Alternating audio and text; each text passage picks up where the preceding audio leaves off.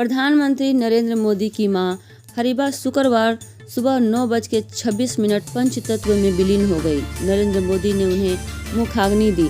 अंतिम सफर के दौरान वे मां की पार्थिव शरीर कंधे पर लेकर गांधीनगर स्थित घर से निकले। यात्रा के दौरान वे शव वाहन में ही पार्थिव देह के करीब बैठे रहे। हरीबा मोदी का शुक्रवार तड़के 3:30 बजे UN मेहता अस्पताल में निधन हुआ। वे 100 साल की थीं। मंगलवार देर रात सांस लेने की तकलीफ होने के बाद उन्हें अस्पताल में भर्ती कराया गया था। उन्हें कफ की शिकायत थी। मोदी ने खुद ही ट्वीट करके जानकारी दी। इसके बाद सुबह 7:45 वे अहमदाबाद पहुंचे। यहां से वे सीधे गांधीनगर के रायसन गांव में भाई पंकज मोदी के घर गए। पार्थिव देह यहीं रखी गई थी। मोदी के पहुंचते ही अंतिम यात्रा शुरू हुई। सेक्टर 30 स्थित शमशान घाट में अंतिम संस्कार किया गया। 6:02 पर PM मोदी ने ट्वीट कर लिखा, शानदार शताब्दी का ईश्वर के चरणों में विराम। माँ, मैं हमेशा उस त्रिमूर्ति की अनुभूति की है जिसमें एक तपस्वी की यात्रा, निष्काम कर्मयोगी का प्रतीक और मूल्यों के प्रति प्रतिबद्ध जीवन में समाहित रहा है। PM मोदी आगे लिखते हैं कि जब मैं उनसे 100वें जन्मदिन पर मिला तो उन्होंने एक बात कही थी जो हमेशा याद रहती है कि काम करो बुद्धि से और जीवन जियो शुद्धि से। हरीबा ने जून में ही अपना 99वां जन्मदिन मनाया था। प्रधानमंत्री मोदी उस समय उनसे मिलने आए थे। उस दौरान PM मोदी ने हरीबा के पैर धोकर पानी अपने आँखों से लगाया था। नरेंद्र मोदी अपनी माँ के बारे में कहते हैं, माँ न सिर्फ बच्चे को जन्म देती है बल्कि उनके दिमाग, व्यक्तित्व और आत्मविश्वास से आकार भी देती है। मुझे कोई संदेह नहीं कि मेरे जीवन और चरित्र में जो कुछ भी अच्छा है उसका श्रेय मेरी माँ को जाता है। माँ एक सिर्फ शब्द नहीं, जीवन की ये वो भावना होती हैं जिसमें स्नेह, धैर्य, विश्वास कितना कुछ समाया होता है। दुनिया का कोई भी कोना हो, कोई भी देश हो, हर संतान के मन में सबसे अनमोल स्नेह माँ के लिए होता है। माँ सिर्फ हमारा शरीर ही नहीं गढ़ती बल्कि हमारा मन, हमारा व्यक्तित्व, हमारा आत्मविश्वास भी गढ़ती हैं और अपनी संतान के लिए ऐसा करते हुए वो खुद को खपा देती हैं, खुद को भुला देती हैं। नरेंद्र मोदी आगे कहते हैं कि मेरे पिता सुबह 4 बजे ही काम पर निकल जाते थे। उनके कदमों की आहट पड़ोसियों को बताती कि सुबह के 4 बज रहे हैं और दामोदर काका काम पर जा रहे हैं। वो अपनी छोटी सी चाय की दुकान खोलने से पहले पास के मंदिर में प्रार्थना करने जरूर जाते थे। माँ भी उतनी ही समय की पाबंद थी। वह भी पिता के साथ उठती और सुबह ही कई काम निपटा देती थी। अनाज पीसने से लेकर चावल दाल छानने तक माँ के पास कोई सहारा नहीं था। उसने कभी हमसे मदद भी नहीं मांगी। मुझे खुद लगता था कि मदद करनी चाहिए। मैं घर से सारे मैले कपड़े ले जाता और उन्हें तालाब से धो लाता। कपड़े धोना और मेरा खेलना दोनों साथ साथ हो जाया करते थे। घर का खर्च चलाने के लिए माँ कुछ घर में बर्तन मांजती थी। अतिरिक्त कमाई के लिए वह चरखा चलाती, सूत काटती। माँ दूसरों पर निर्भर रहने या अपने काम करने के लिए दूसरों से अनुरोध करने से बचती थी। मानसून हमारे मिट्टी के घर के लिए मुसीबत बनकर आता था। बरसात के दिनों में हमारी छत टपकती थी और घर में पानी भर जाता था। माँ बारिश के पानी को इकट्ठा करने के लिए लीकेज के नीचे बर्तन रख देती थी। इसके विपरीत परिस्थिति में भी माँ सहनशीलता की प्रतीक थी।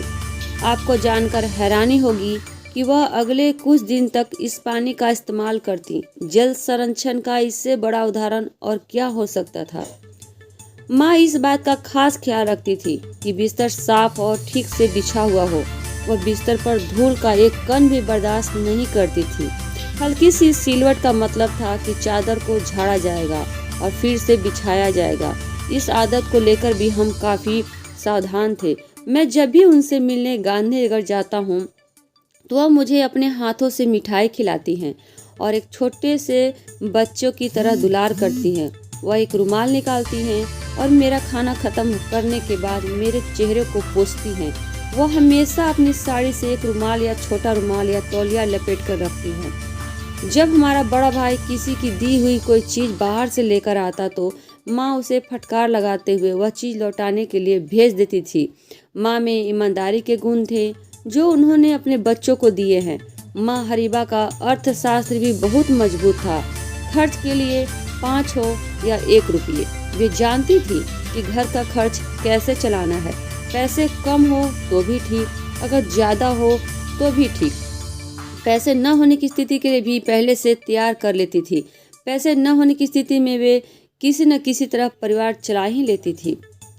जब मैं संगठन में काम करता था, ज़्यादा बिजी होने की वजह से परिवार के संपर्क में बहुत कम रह पाता था। उस दौरान मेरे बड़े भाई माँ को केदारनाथ ले गए। वहाँ स्थानीय लोगों को जब ये बात पता चल गई कि नरेंद्र मोदी की माँ आ रही हैं, वे सड़कों पर बुजुर्ग महिलाओं से पूछते रहे कि क्या वे नरेंद्र मोदी की माँ हैं।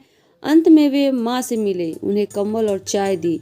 केदारनाथ में उन्हें ठहरने की आरामदायक व्यवस्था की गई। बाद में जब मुझसे वो मिली तो बोली, ऐसा लगता है कि तुम कुछ अच्छा काम ही कर रहे हो क्योंकि लोग तुमको पहचानते हैं।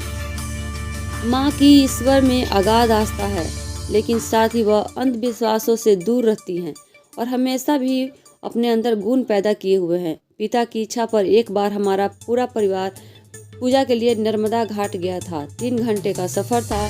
जबरदस्त गर्मी से बचने के लिए हम सुबह सुबह ही घर से निकल गए। वहां पहुंचने के बाद कुछ दूरी पैदल ही तय करनी थी। गर्मी बहुत तेज थी, पैदल चलना आसान नहीं था। हमने नदी के किनारे किनारे चलना शुरू किया। माँ ने तुरंत ही हमारी बेचैनी को देख लिया। उन्होंने पिता से कुछ देर रुकने और आराम करने को कहा। माँ ने पिता से आसपास से थोड़ा गुड़ लाने को कहा। वे दौड़ते हुए और किसी तरह गुड़ ले आए। गुड़ और पानी ने हमें फौरन ही ताकत दी और हम सभी दोबारा पैदल चल निकले। उस तपती धूप में पूजा के लिए जाना, माँ की सजगता और पिता का गुड़ लेकर आना, वे सभी बातें मुझे आज भी याद रहती हैं। मैं अपने भाई बहनों की तुलना में थोड़ा अलग हुआ करता था। मेरी खास आदतों में सामान्य प्रयोगों की अलग ज़रूरतों को पूरा करने के लिए माँ को अक्सर विशेष प्रयास करने पड़ते थे। माँ ने कभी इसे बोझ नहीं समझा, न ही कभी इससे परेशान हुई।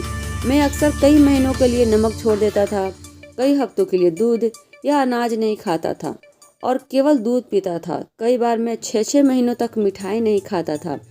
सर्दियों में मैं खुले में सोता था और मटके के पानी से नहाता था। माँ जानती थी मैं खुद को परख रहा था।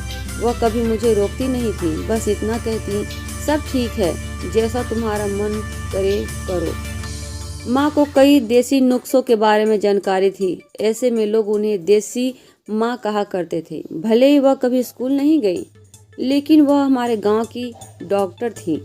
कड़ी मेहनत और देसी नुस्खों के दम पर ही उन्होंने अपनी उम्र के 100 साल पूरे किए। माँ दिन में 2 बार कुएं में पानी भरती थी, जिससे उनकी कमर मजबूत बनी रहे। वह रोजाना तालाब में कपड़े धोने जाती थी और इसके लिए उन्हें काफ़ी सीढ़ियाँ चढ़नी होती थी। इससे उनके पैर मजबूत होते थे।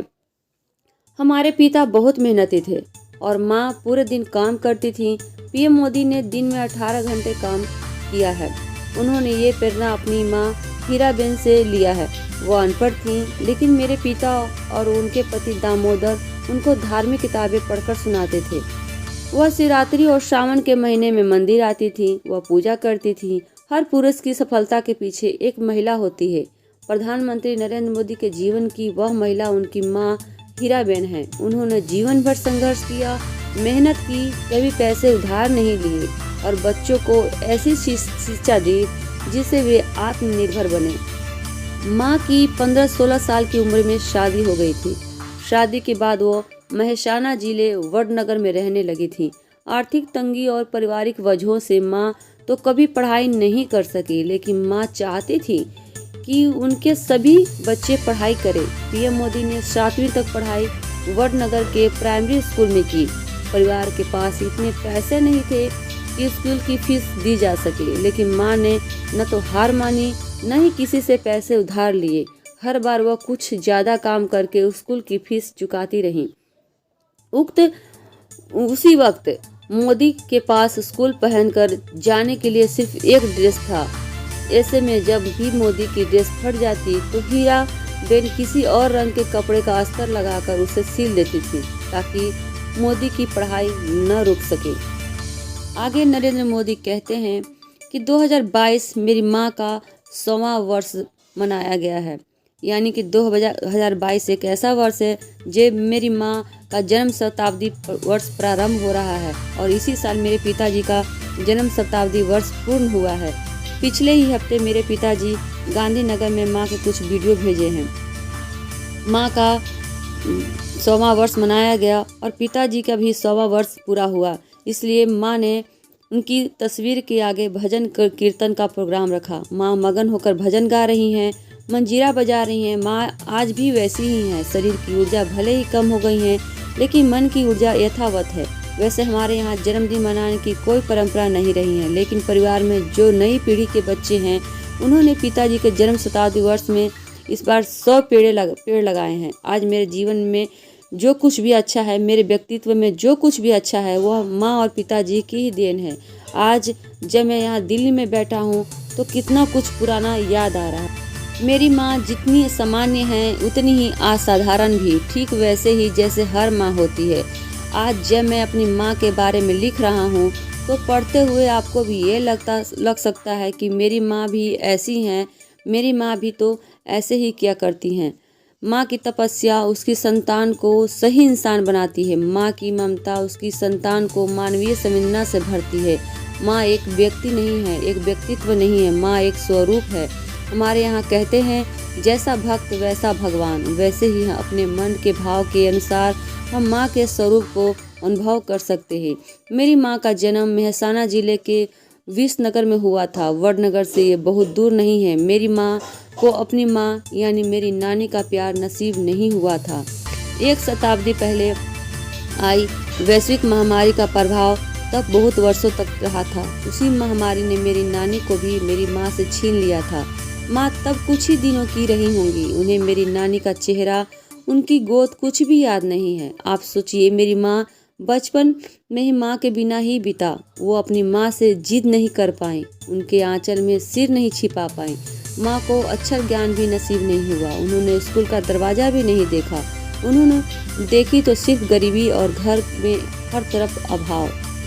आज इन स्थितियों को छोड़कर वह कल्पना की दुनिया में चली गई। मेरी माँ का बचपन कितनी मुश्किलों से भरा था। शायद ईश्वर ने उनकी जीवन किस प्रकार की गढ़ने की ही सोची थी। आज उन परिस्थितियों के बारे में मेरी माँ सोचती हैं तो कहती हैं कि ईश्वर को ही इच्छा रही होगी, लेकिन अपनी माँ को खोने का उनका चेहरा आज भी हम देख सकते हैं। बचपन के संघर्ष ने मेरी माँ को उम्र से जो बहुत ज़्यादा बड़ा कर दिया था। अपने परिवार में सबसे बड़ी थी और जब शादी हुई तो भी सबसे बड़ी बहू बनी। बचपन से जिस तरह वो अपने घर में सभी की चिंता करती थी, सभी का ध्यान रखती थी, सारे कामकाज की जिम्मेवारी उठाती थी, वैसे ही जिम्मेवारी उनके ससुराल में भी उठानी पड़ी। इन जिम्मेवारियों के बीच, इन परेशानियों के बीच माँ हमेशा शांत मन से हर स्थिति में परिवार को संभाले रही। वडनगर के जिस घर में हम लोग रहा करते थे वह बहुत ही छोटा था। उस घर में कोई खिड़की नहीं थी, कोई बाथरूम नहीं था, कोई शौचालय नहीं था। कुल मिलाकर मिट्टी की दीवारें और खपरेल की छत से बना हुआ एक 1.5 कमरे का ढांचा ही हमारा घर था। उसी में माँ, पिताजी, हम सब भाई बहन रहा करते थे। उस छोटे से घर में माँ को खाना बनाने के लिए सहूलियत रहे, इसलिए पिताजी ने घर में बांस की फट्टी और लकड़ी के पटरों की मदद से एक मचान जैसी बनवा दी थी। वही मचान हमारे घर की रसोई थी। माँ उसी पर चढ़कर खाना बनाया करती थी और हम लोग उसी पर बैठकर खाना खाया करते थे। समान रूप से जहाँ अभाव रहता है वहाँ तनाव भी रहता है। मेरे माता पिता की विशेषता रही है कि अभाव के बीच भी उन्होंने घर में कभी तनाव को हावी नहीं होने दिया। दोनों ने अपनी अपनी जिम्मेदारियाँ साझा की हुई थी। कोई भी मौसम हो, गर्मी हो, बारिश हो, पिताजी 4 बजे भोर में घर से निकल जाया करते थे। आसपास के लोग पिताजी के कदमों की आवाज़ से जान जाया करते थे कि 4 बज गए, दामोदर काका जा रहे हैं। माँ को घर सजाने का, घर को सुंदर बनाने का बहुत शौक था। घर सुंदर दिखे, साफ दिखे, इसके लिए वो दिन भर लगी रहती थी। वो घर के भीतर की जमीन को गोबर से लिपती थी। उनका एक और बड़ा ही निराला और अनोखा तरीका मुझे याद है। वो अक्सर पुराने कागजों को भिगोकर उसके साथ इमली के बीज पीसकर एक पेस्ट बना लेती थी। बिल्कुल गोंद की तरह। फिर इस पेस्ट की मदद से वह दीवारों पर शीशे के टुकड़े चिपकाकर बहुत सुंदर चित्र बनाया करती थी। बाजार से कुछ कुछ सामान लाकर वो घर के दरवाजों को भी सजाया करती थी। उनमें सेवा भाव भी कूट कूट के भरा था। वडनगर में हमारे घर के पास जो नाली थी, जब उसकी सफाई के लिए कोई आता था तो माँ बिना चाय पिलाए उसे जाने नहीं देती थी। बाद में सफाई वाले भी समझ गए थे कि काम के बाद अगर चाय पीनी है तो वे हमारे घर से ही मिल सकती है। वह दया की एक मिसाल थी। गर्मी के दिनों में पक्षियों के लिए वह मिट्टी के बर्तनों में दाना और पानी जरूर रखा करती थी। जो हमारे घर के आसपास स्ट्रीट डॉग्स रहते थे वे भूखे न रहें, माँ इसका भी ख्याल रखती थी। माँ कभी अनाज की बर्बादी नहीं होने देती थी। वह जितना आज भी खाना खाती हैं उतना ही लेती हैं। एक भी दाना अनाज का वे अपनी थाली में नहीं छोड़ती हैं। नियम से खाना, तय समय पर खाना, बहुत चबा चबा के खाना, इस उम्र में भी उनकी आदत में यह बना हुआ है। तो दोस्तों, मोदी जी की माँ की जितनी जानकारी थी उतनी हमने शेयर की है। हो सके तो इस चैनल को, इस वीडियो को आप देखें, शेयर करें, लाइक करें, सब्सक्राइब करें, ताकि मोदी जी की माँ की जो श्रद्धा है वह लोगों तक पहुँचे। आज उनकी माँ नहीं रही, लेकिन ईश्वरीय तुल्य माँ के लिए सदा जनता के बीच में श्रद्धा बनी रहेगी। अपनी माँ के लिए भी इसी तरह श्रद्धा बरकरार रखें।